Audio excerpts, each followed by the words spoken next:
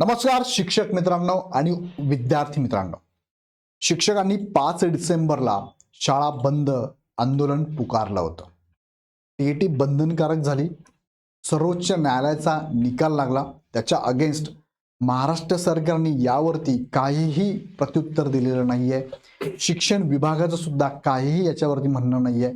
Internal काही परिपत्रक सुद्धा अजून कोणत्याही शाळाला किंवा संस्थेला नियोजनाला दिलेलं नाहीये.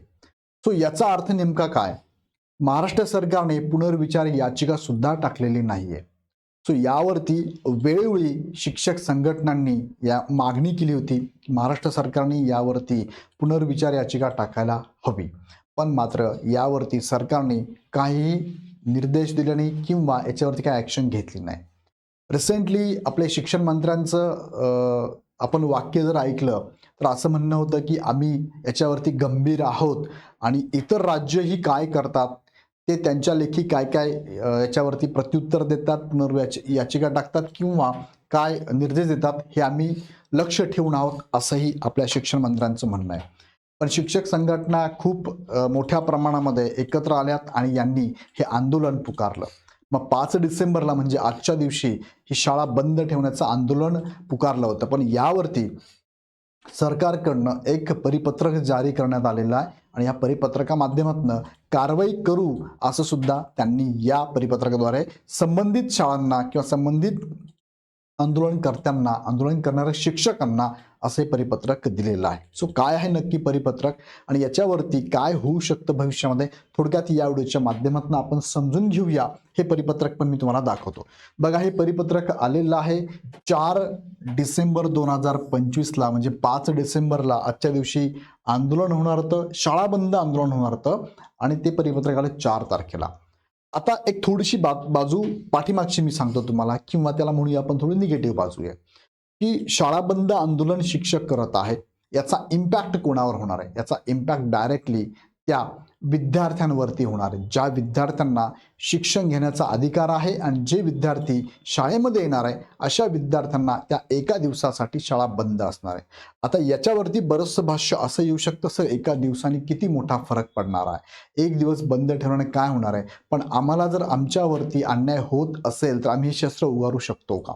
असे बरेचसे असंख्य प्रश्न तुमच्या मनात असणार आहे. शिक्षक म्हणून, उमेदवार म्हणून, पालक म्हणून, पाल्य म्हणून, विद्यार्थी म्हणून असणारे साहजिक आहे. मी फक्त ती बाजू तुमच्यासमोर मांडतोय, म्हणजे मांडणारा चोर असतो किंवा चुकीचा बोलतो असं मला म्हणायचं नाही, पण फक्त तुम्हाला ओपन करतो ती बाजू की याचा इम्पॅक्ट हा विद्यार्थ्यांवरती पडतो. विद्यार्थ्यांचं रुटीन असतं, डेली अभ्यासाचं असेल, डेलीचं त्यांचं शेड्यूल असेल, याचा इम्पॅक्ट विद्यार्थ्याच्या शिक्षणावर पडतो. पहिला मुद्दा. त्याच्याशी रिलेटेड असणाऱ्या इतर भरपूर बाबी अशा आहेत त्याच्यावर सुद्धा हा इम्पॅक्ट पडतो. मग इनडायरेक्टली इथे काय होतंय, नुकसान बऱ्या प्रमाणात होणार आहे. सो एक बाजू ही पाठीमागची बाजू मी तुम्हाला थोडक्यात सांगितली, पण एक पुढची बाजू आहे. शिक्षक म्हणून समाजामध्ये खूप मोठा एक सन्मान शिक्षकांना मिळत असतो. खूप मोठं काम खरं म्हणजे शिक्षक करत असतात. एक भावी पिढी घडवण्याचं काम शिक्षकांच्या हातात असतं. म्हणतात ना, आपल्याला घडवणारा जर त्यांनी चुकीचा मार्ग दाखवला तर आपण घडवण्याऐवजी बिघडू शकतो. सो खूप मोठी जबाबदारी या शिक्षकांवरती आहे आणि या शिक्षकांना ज्या वाटेवरनं जावं लागतंय, म्हणजे शिकवण्याचं काम त्यांचं खरं तर खूप महत्त्वाचं आहे. पण त्यांच्याकडे शासनाची धोरणं, स्कीमा, योजना, शासनाची विविध ॲप, त्याची रिपोर्टिंग करणं, हे सगळे अशैक्षणिक कामं पण भरपूर आहे. आणि त्यातल्या ह्या शिक्षकांना आता जेव्हा नियुक्ती होते तेव्हा सुद्धा त्यांचं शिक्षण पात्रता बघितली जाते आणि परत एकदा आता या शिक्षकांना स्वतःला इथे दाखवून द्यायचं की तुम्ही पात्र आहात. त्यासाठी त्यांना टीईटी किंवा सीईटी अशा बंधनकारक करण्यात आलेल्या आहे. सो परत एकदा स्वतःला इथे दाखवण्यासाठी किंवा या शिक्षकांवरती आता हे म्हणूया की त्यांच्या बाजूने, की ज्या शिक्षकांचं म्हणणं आहे की आम्हाला ही अन्यायकारक वाटणारी बाब आहे की टीईटी आणि सीईटी तुम्ही क्वालिफाय होऊन दाखवा, नाही तर तुमचं सॅलरी आम्ही बंद करू किंवा तुम्हाला रिटायरमेंट घ्यावं लागेल किंवा तुम्हाला प्रमोशन मिळणार नाही वगैरे वगैरे, ह्या सगळ्या गोष्टी आहेत. सो हे परिपत्रक जे आलेत ना, ह्या शिक्षकांच्या आंदोलनाच्या अगेन्स्ट आलेलं परिपत्रक आहे. मग काय थोडक्यात ह्या परिपत्रकात ते आपण बघूया.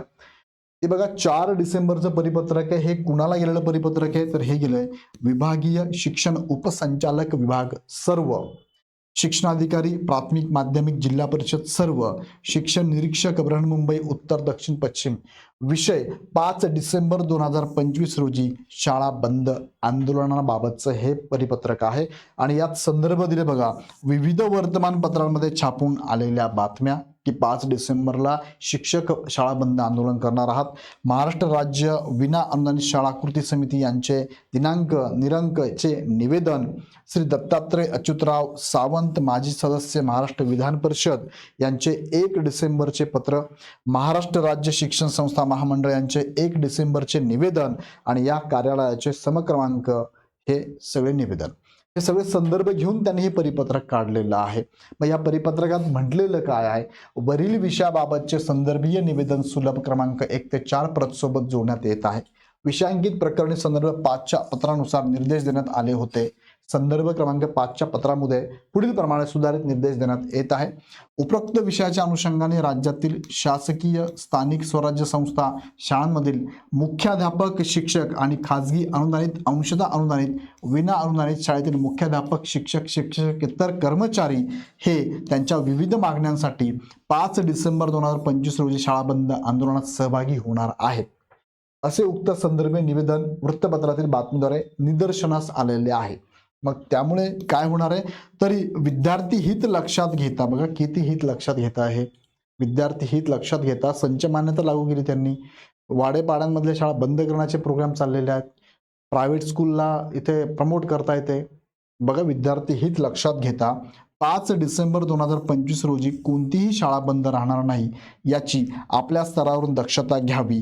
तसेच ज्या शाळा दिनांक 5 डिसेंबर 2025 रोजी बंद राहतील त्या शाळेतील मुख्याध्यापक शिक्षक शिक्षकेतर कर्मचाऱ्यांचे 1 दिवसाचे वेतन कपात करण्याची कार्यवाही आपल्या स्तरावरून करण्यात यावी व सदर बाब सर्व शाळांच्या निदर्शनास आणून द्यावी असे परिपत्रक आलाय. शरद गोसावी शिक्षण संचालक प्राथमिक महाराष्ट्र राज्य पुणे यांच्या सहीनिशी आलेला आहे.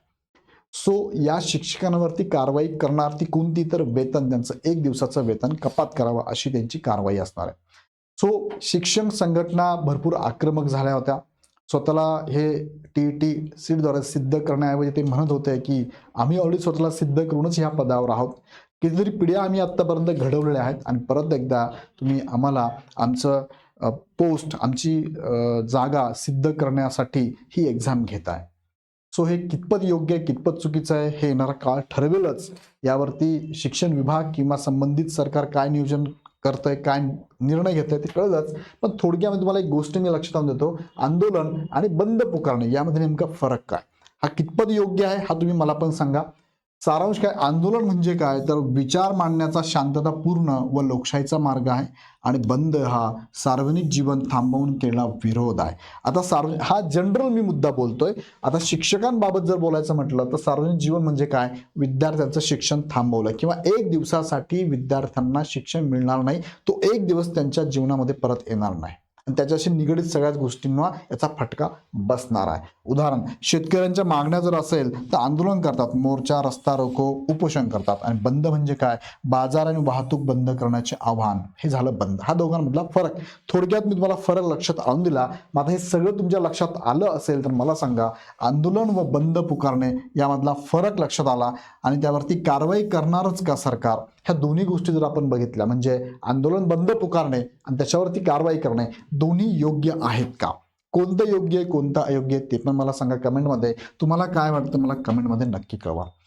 आंदोलन करणं वेगळी गोष्ट आहे शांततापूर्ण, बंद करून आंदोलन करणं किंवा बंद पुकारणं ही वेगळी गोष्ट आहे आणि त्याच्यावरती कारवाई करणं हे पण योग्य आहे का.